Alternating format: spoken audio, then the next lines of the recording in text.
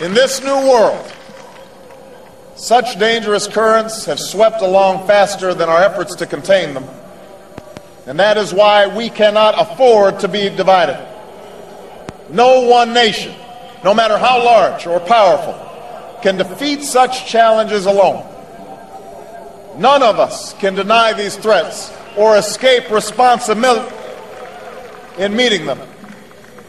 Yet in the absence of Soviet tanks and a terrible wall, it has become easy to forget this truth. And if we're honest with each other, we know that sometimes on both sides of the Atlantic, we have drifted apart and forgotten our shared destiny. In Europe, the view that America is part of what has gone wrong in our world, rather than a force to help us make it right, has become all too common. In America, there are voices that deride and deny the importance of Europe's role in our security and our future. Both views miss the truth that Europeans today are bearing new burdens and taking more responsibility in critical parts of the world, and that just as American bases built in the last century still help to defend the security of this continent, so does our country still sacrifice greatly for freedom around the globe.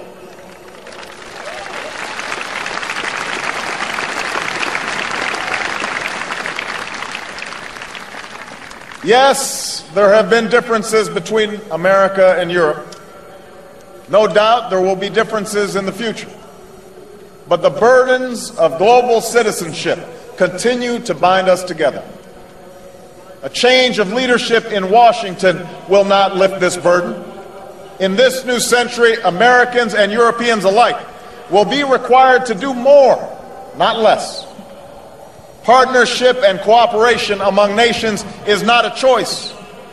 It is the only way, the one way, to protect our common security and advance our common humanity.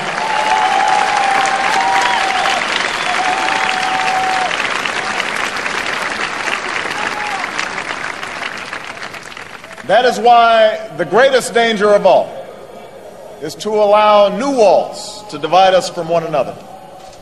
The walls between old allies on either side of the Atlantic cannot stand. The walls between the countries with the most and those with the least cannot stand.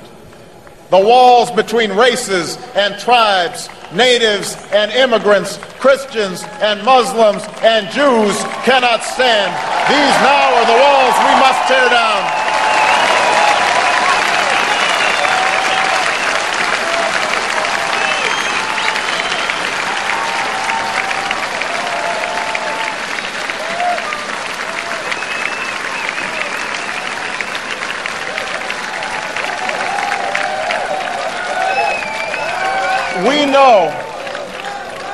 We know that these walls have fallen before. After centuries of strife, the people of Europe have formed a union of promise and prosperity.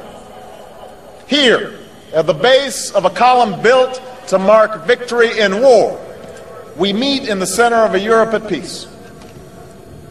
Not only have walls come down in Berlin, but they've come down in Belfast, where Protestant and Catholic found a way to live together. In the Balkans, where our Atlantic Alliance ended wars and brought savage war criminals to justice. And in South Africa, where the struggle of a courageous people defeated apartheid.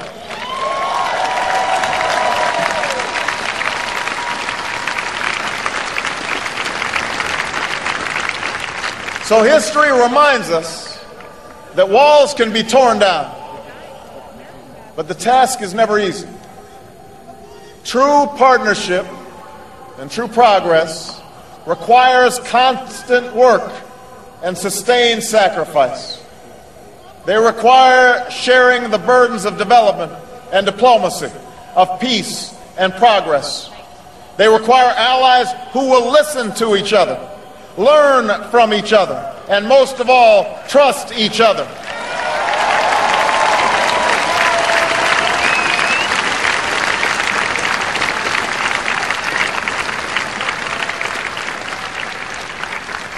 That is why America cannot turn inward. That is why Europe cannot turn inward. America has no better partner than Europe. Now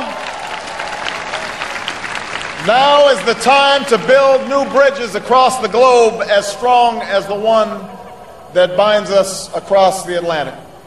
Now is the time to join together through constant cooperation and strong institutions and shared sacrifice and a global commitment to progress to meet the challenges of the 21st century. It was this spirit that led airlift planes to appear in the sky above our heads and people to assemble where we stand today. And this is the moment when our nations and all nations must summon that spirit anew. This is the moment when we must defeat terror and dry up the well of extremism that supports it. This threat is real, and we cannot shrink from our responsibility to combat it. If we could create NATO to face down the Soviet Union, we can join in a new and global partnership to dismantle the networks that have struck in Madrid and Amman, in London and Bali, in Washington and New York. If we could win a battle of ideas against the communists, we can stand with the vast majority of Muslims who reject the extremism that leads to hate instead of hope.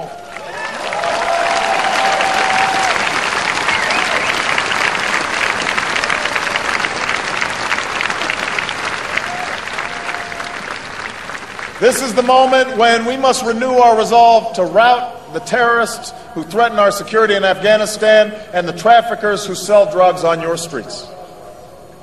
No one welcomes war. I recognize the enormous difficulties in Afghanistan. But my country and yours have a stake in seeing that NATO's first mission beyond Europe's borders is a success. For the people of Afghanistan and for our shared security, the work must be done. America can't do this alone. The Afghan people need our troops and your troops, our support and your support to defeat the Taliban and Al-Qaeda, to develop their economy, and to help them rebuild their nation. We have too much at stake to turn back now. This is the moment when we must renew the goal of a world without nuclear weapons.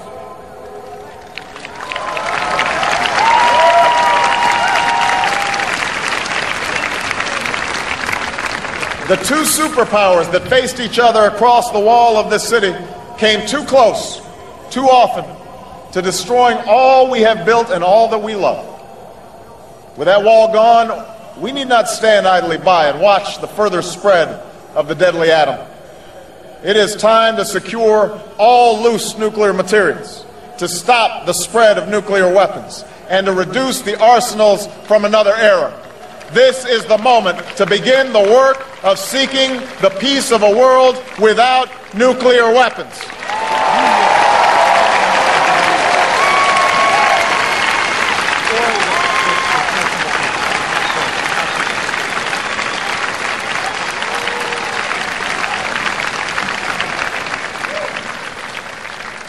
This is the moment when every nation in Europe must have the chance to choose its own tomorrow, free from the shadows of yesterday.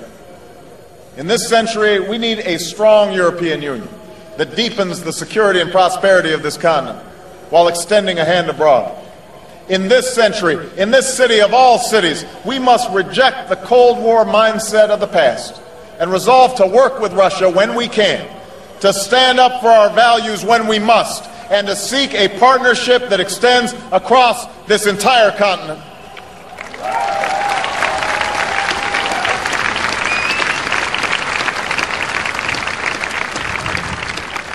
This is the moment when we must build on the wealth that open markets have created and share its benefits more equitably.